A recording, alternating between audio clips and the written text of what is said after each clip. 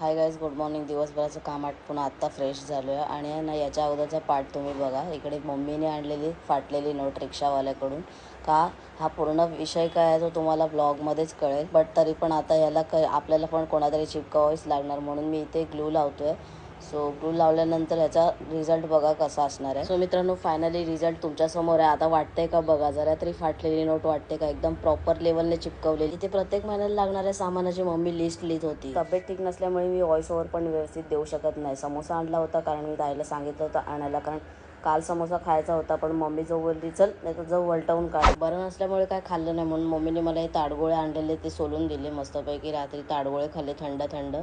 आणि आजच्या संध्याकाळचा निरोप घेतो. लवकरच भेटतो उद्या सकाळी. ब्लॉग एंड करत नाहीये. सकाळी उठून बघतो तर काय मम्मीने काळी काळी लिपस्टिक लावली, म्हणजेच मशेरी. Next morning. Good morning guys. तर सकाळी थोडीशी तब्येत बरी, अजून काय एवढं बरं वाटत नाही, पण मम्मी आणि ताईची इथे तयारी चालू.